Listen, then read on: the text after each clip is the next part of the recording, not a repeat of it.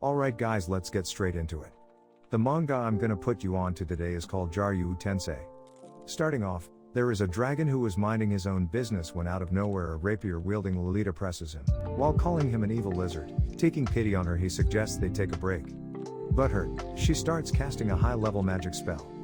Facing it head-on, he falls to the ground seeming to be in serious condition. But sneaks her with his dragon tail instead. Brushing it off, he hits up the boys to handle her and stuff her body where Stepbro won't find her. Apparently, he didn't really do anything evil but is called so because it's the name of his race. Tough. While having a dream, we find out he's a salary man who got run over by an inappropriately intimate timed couple. Taken out of context, he kinda looks like he's sleeping and pulled up a lot of drool. Though the difference is, he didn't wake up. Now a very vital and important part is coming up, so pay attention. We get introduced to Shurapachi, Surami, and Sorare.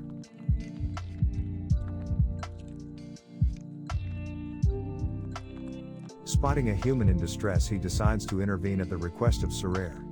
Being attacked, he retaliates with zero hesitation in his strike, going for a clean kill. His brain lagged harder than my Windows 8 laptop before speeding off distraught, but while he wasn't looking, the Cyclops' corpse disappeared. Strange. Returning home, he is greeted by the sight of a brutal genocide of his slime. Let's take a moment of silence for the brutality that is about to unfold. Done? Cool. Random side character makes it back to home base, choked, trying to warn his majesty. But having none of that, he kills him in cold blood.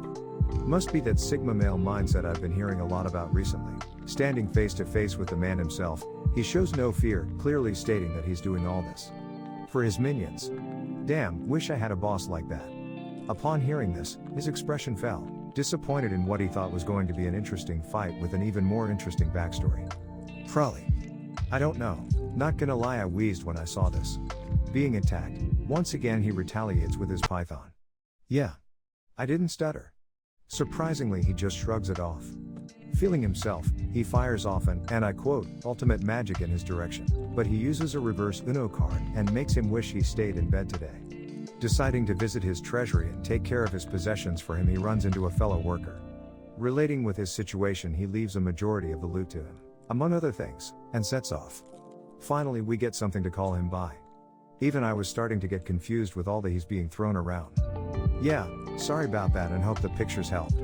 Returning back home, Ja falls into a contemplative state of rest, when his thoughts are rudely interrupted once again by the Lolita. Hitting a sore spot, she starts to open up about her life and how she's been feeling lately. Offering some advice, she starts feeling better, getting back to her usual self. Having firmed his resolve in leaving, with the help of Miss Lolita they erect a barrier to protect his slime. They send him off heartfully while Ja is showing his back. But unable to stop himself, the tears flow down uncontrollably. Oh? So she does have a name. Kuro. Feeling peckish, Ja fishes out the small pea to snack on.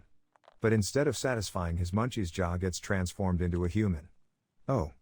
How convenient. After staring at his face for a little longer than she oughta, Kuro explains that what he just took was a humanized pea. Realizing his potential, Kuro tries to recruit him into the army, but faced with an adamant rejection, depression quickly creeps in. Oh? Who is she? Find out yourselves if you think you'd enjoy this one. While you're at it, like the vid and subscribe if you want to see more in the future. But till then, check out my other stuff and I'll see you next week.